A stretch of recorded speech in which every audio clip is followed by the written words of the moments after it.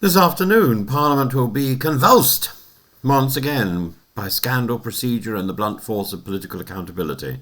The Speaker, Sir Lindsay Hoyle, has granted an emergency debate into the Prime Minister's decision to appoint and then hastily sack Lord Peter Mandelson as Britain's ambassador to the United States. It is, on the face of it, a procedural discussion about vetting, propriety and the role of the Foreign Office. In reality, it's a crisis about judgment, trust and the survival of Keir Starmer's premiership.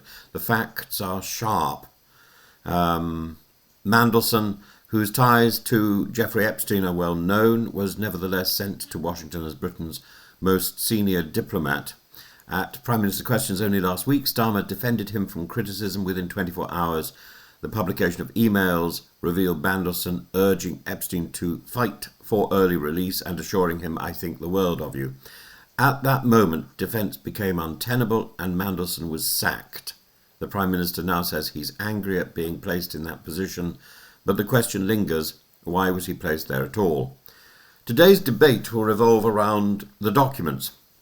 The Conservatives, led by Kemi Badenoch, are demanding the release of the full vetting file. Labour MPs, especially Dame Emily Thornberry on the Foreign Affairs Committee, are insisting all civil servants will be summoned to explain themselves. Was the Prime Minister kept in the dark by his own officials, or was he defending Mandelson while knowing the iceberg lay ahead? Either answer is damaging.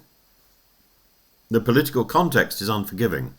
Within a fortnight, Starmer has lost his deputy, Angela Rayner, his closest strategist, Paul Ovenden, and now Mandelson. Each departure is tainted by scandal, tax affairs, offensive remarks, and now the Epstein shadow. For Labour MPs, this is not merely bad luck, but a pattern of recklessness at the very top. To lose one aide, blah, blah, blah. Backbenchers like Andy MacDonald, Speaker morale being very low, others mutter openly about no confidence votes and even the prospect of Andy Burnham waiting in the wings. Sir Keir insists he will not resign. He speaks of a crossroads for the nation, Labour patriotism versus Reform UK's division, but rhetoric about renewal sounds thin when a government itself appears chaotic. The opposition benches will use today's debate to hammer that point.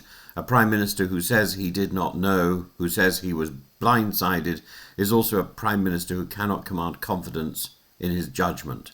And that timing could hardly be worse. Donald Trump arrives in Britain this evening for a state visit. He too is dogged by questions about Epstein, adding a lurid symmetry to the occasion. No state visit has unfolded against such a backdrop of mutual embarrassment. The American President and the British Prime Minister both shadowed by the same disgraced financier. Diplomacy risks being eclipsed by scandal. Yet in the middle of the theatre there are deeper issues. How can Parliament ensure that ambassadorial appointments or indeed any public office are subjected to rigorous and transparent scrutiny? Was Mandelson waved through because he was a party grandee or because the system itself is inadequate?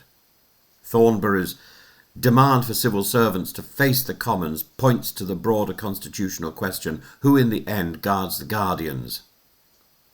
The former Prime Minister Gordon Brown has leapt to Starmer's defence, saying he expects him to be completely exonerated, but politics is not a court of law.